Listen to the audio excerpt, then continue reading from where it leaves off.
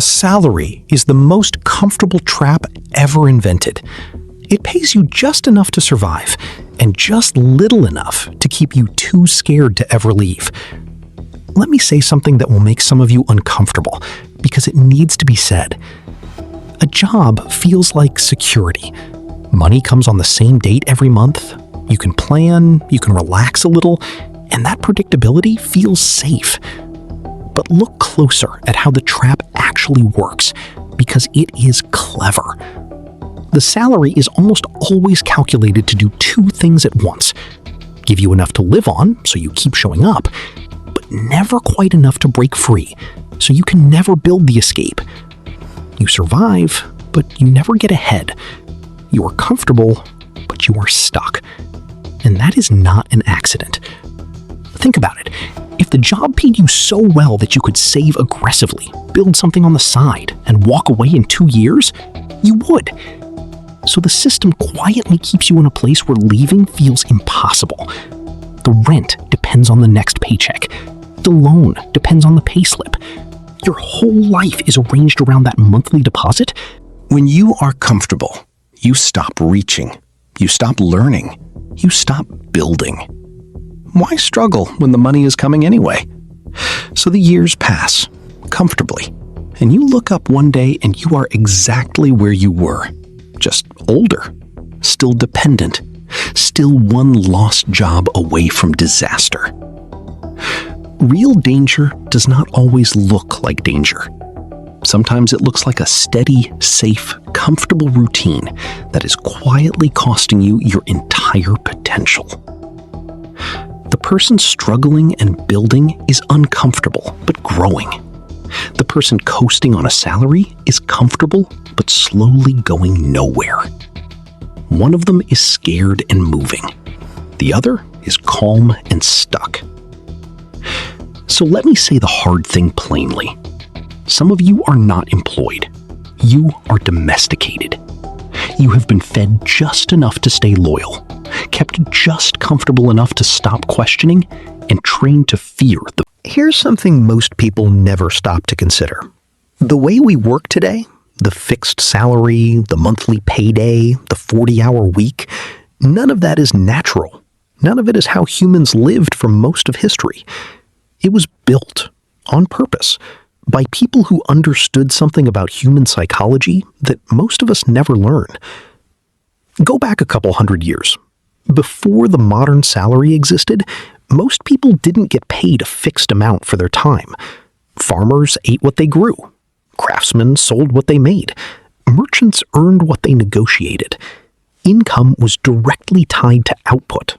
If you worked harder, smarter, longer, you generally kept more of what you created. It was unstable, yes. It was risky, yes.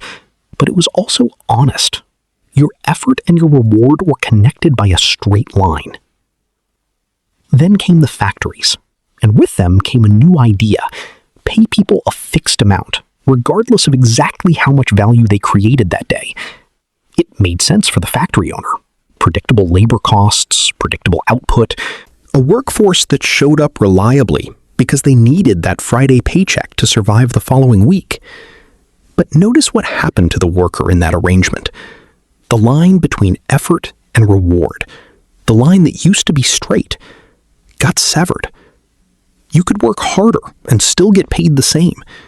You could have your best idea of the year, and it wouldn't show up in your paycheck. Your income stopped being a reflection of your value. It became a reflection of your attendance. That's the first quiet shift. And it's one most people never notice because it happened generations before any of us were born. We were simply born into it.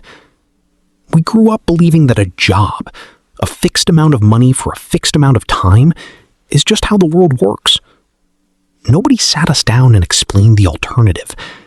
Nobody explained that this is one particular economic arrangement among many, chosen because it benefited the people running the factories, not necessarily the people working in them. Now, to be fair, this isn't a conspiracy. Nobody sat in a smoky room in the 1800s plotting to trap humanity in cubicles. The system evolved because it worked. It solved real problems.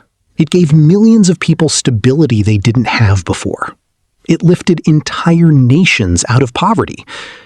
The salary, as an invention, is not evil. But somewhere along the way, something else happened. The salary stopped being a tool people used and became an identity people wore. Ask someone who they are, and they'll often answer with their job title. Not their skills, not their goals, not what they're building. Their job title. That's not an accident either. It's what happens when a system is designed well enough to become invisible. You stop seeing the cage because you were born inside it, and everyone around you was born inside it too. And it has snacks in the break room. So when I say the salary is a trap, I don't mean someone is twirling a mustache plotting your downfall. I mean the system, built with good intentions generations ago, has a side effect nobody talks about. It rewards staying more than it rewards leaving. And once you see that clearly, you cannot unsee it. Here's the mechanism, laid out plainly. 1. The salary is calibrated to your cost of living, not your potential. Most compensation structures are built around a simple question. What does this person need to keep functioning and showing up? Not, what is this person capable of creating? Understanding the history is one thing. Understanding why it works on you, specifically you, a smart, capable, hardworking person, is something else entirely. Because the salary trap doesn't work through force. Nobody is holding you at your desk. The door is unlocked. You could walk out right now.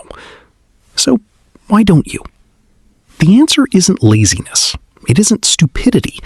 It's biology. And it's older than any economic system humans have ever built. Your brain is not designed to optimize for your best possible future. Your brain is designed to keep you alive today. That's it. That's the entire mission your nervous system has been running for hundreds of thousands of years. And alive today almost always means don't change anything that's currently working, even a little bit. This is called loss aversion, and it's one of the most well-documented patterns in human psychology. The pain of losing something you already have is roughly twice as intense as the pleasure of gaining something new of equal value. Twice as intense. That means your brain, on a purely chemical level, will fight harder to protect a mediocre salary you already have than it will fight to pursue a better life you don't have yet. Think about what that means in practice. You could be sitting on an idea that could change your entire financial trajectory. You could have a skill that, if built out properly, could replace your income within 18 months. And your own brain will still whisper every single day, but what if it doesn't work? What if you lose what you already have? That whisper isn't weakness. It's your ancient survival system doing exactly what it evolved to do. Except it evolved for a world of predators and... Then there's a second force at work. Quieter, but just as powerful. The comfort of routine. Human beings crave predictability. It's not a character flaw. It's efficiency. Your brain uses an enormous amount of energy to process new, uncertain situations. Routine lets your brain go on autopilot, freeing up energy for other things. That's useful when you're learning to drive a car and eventually stop thinking about every pedal. It's devastating when the routine is your entire career, running on autopilot for 20 years while your actual potential sits untouched in the passenger seat. Here's the trap within the trap. The longer you stay in a comfortable routine, the more comfortable it becomes. And the more comfortable it becomes, the harder it is to imagine leaving. It compounds, but in the wrong direction. Instead of compounding your skills, your savings, or your options, you're compounding your attachment to the exact thing that's limiting you. And there's a third piece, the one nobody likes to talk about. Identity fusion. Somewhere in the first few years of any job, your brain quietly starts merging what I do with who I am. You stop saying, I currently work in accounting, and start saying, I am an accountant. That small shift in language reflects a massive shift in psychology. Now, questioning the job doesn't just feel like questioning a paycheck. It feels like questioning yourself. This is why so many people defend jobs that are quietly draining them. It's not that they can't see the problems. It's that admitting the problems feels like admitting something is wrong with them, not just their circumstances. So the brain does what brains do best. It rationalizes. It builds a story. It's not that bad. Everyone deals with this. At least I have stability. At least I'm not struggling like some people. Every one of those sentences might even be true, but notice what they have in common. Every single one is a sentence that keeps you exactly where you are. Now, here's the part that should genuinely alarm you, because it's the part almost nobody talks about. The trap doesn't need you to be miserable to work. In fact, it works best when you're not. Total misery creates motion. People who are desperate enough will eventually make a change out of sheer necessity. It's mild, chronic, manageable discomfort that's the most dangerous state of all. Just uncomfortable enough to dream about something else on a Sunday night, but just comfortable enough to never act on it by Monday morning. That's the exact zone the salary trap is engineered to keep you in. Not happy enough to stop dreaming, not miserable enough to actually move. If you've ever felt that specific, low hum of dissatisfaction, not a crisis, just a quiet sense that this isn't quite it, that's not a personal failure.